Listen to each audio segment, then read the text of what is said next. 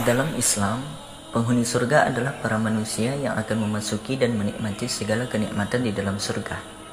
Kriteria manusia yang layak menghuni surga disebutkan oleh Allah dalam surah Al-Baqarah ayat 82. Sementara pengisahannya disebutkan dalam surah Al-A'raf ayat 43. Kenikmatan tertinggi bagi penghuni surga adalah melihat Allah secara langsung.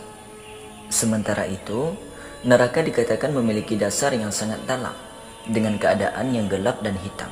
Selain pelaku dosa besar, penghuni neraka ialah mereka yang durhaka terhadap Allah Subhanahu wa Ta'ala, seperti kelompok orang munafik, suka mengikuti langkah-langkah setan dan lain sebagainya. Banyak cara dan kisah tentang orang terdahulu yang masuk ke dalam syurganya Allah, seperti halnya yang dikisahkan oleh Rasulullah SAW tentang dua orang penghuni surga dan neraka. Namun sebelum kita lanjut ke videonya, jangan lupa tekan like terlebih dahulu, subscribe dan komen sebanyak-banyaknya, agar kami lebih semangat lagi dalam mengupload video Islami menarik yang lainnya.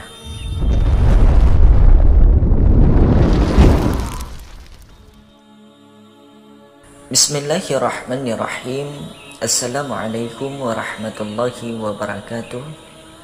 Sahabat Islami rahimakumullah, semasa hidupnya Rasulullah SAW banyak mengisahkan cerita yang bisa menjadi pembelajaran.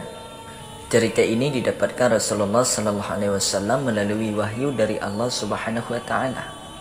Seperti kisah dua orang di masa lampau yang kemudian menjadi penghuni surga dan neraka. Seorang yang masuk neraka karena tidak sabar pada ujian dan mengakhiri hidupnya dengan cara bunuh diri. Sementara seorang lainnya menjadi penghuni surga karena rasa takutnya kepada Allah Subhanahu wa Ta'ala. Cerita Rasulullah SAW ini dituliskan dalam buku 115 kisah menakjubkan dalam hidup Rasulullah oleh Fuad Abdurrahman. Rasulullah SAW sering bercerita kepada umatnya tentang kisah umat-umat terdahulu, umat para nabi sebelum beliau. Rasulullah SAW mengetahui semua kisah itu, yaitu melalui wahyu dari Allah Subhanahu wa Ta'ala. Pada suatu hari, Rasulullah SAW dikelilingi para sahabatnya. Tak lama kemudian, beliau bercerita, ada seorang laki-laki sebelum kalian yang menderita sakit. Karena tidak sabar menahan penyakitnya, ia memotong urat nadinya hingga mengalirlah darah tanpa henti. Akhirnya laki-laki itu pun mati. Kemudian Allah Subhanahu wa Ta'ala berfirman, hambaku ini mempercepat kematiannya, yaitu dengan cara bunuh diri, sehingga haram baginya surga. Dalam hadis dari Abu Zaid Sabit bin Al-Dhaha Al-Ansari, Rasulullah SAW bersabda tentang larangan dan balasan bagi orang yang bunuh diri. Barang siapa yang membunuh dirinya sendiri dengan sesuatu, maka nanti pada hari kiamat ia akan disiksa dengan sesuatu itu. Hadis riwayat muttafaqun alaih. Sahabat Islami, sakit merupakan ujian dari Allah Subhanahu wa Ta'ala yang harus dijalani. Bahkan dalam Al-Quran ditegaskan bahwa Allah Subhanahu wa Ta'ala memberikan obat dari setiap penyakit. Dalam Al-Quran surah Yunus ayat 57, Allah Subhanahu wa Ta'ala berfirman yang artinya, hai manusia, sesungguhnya telah datang kepadamu pelajaran dari Tuhanmu dan penyembuh bagi penyakit-penyakit yang berada dalam dada dan petunjuk serta rahmat bagi orang-orang yang beriman.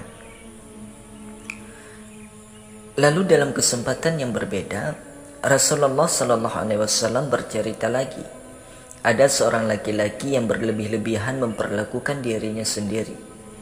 Ketika ia merasa bahwa kematiannya telah dekat, ia berpesan kepada anak-anaknya, nanti jika aku telah mati meninggalkan kalian, bakarlah tubuhku hingga menjadi abu, lalu biarkan angin menerbangkan abu jasadku itu.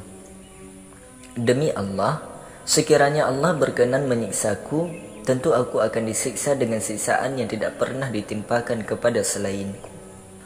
Rasulullah SAW kemudian melanjutkan, setelah ia mati, anak-anaknya benar-benar melaksanakan wasiatnya tersebut.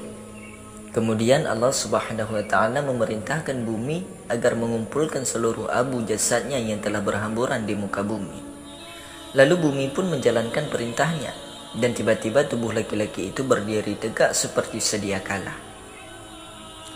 Allah Subhanahu wa taala kemudian bertanya kepadanya, "Apa yang menyebabkanmu melakukan itu?" Laki-laki itu menjawab, "Karena aku takut kepadamu, wahai Tuhanku." Akhirnya apa yang terjadi dengan laki-laki tersebut? Rasulullah sallallahu alaihi wasallam pun mengakhiri ceritanya.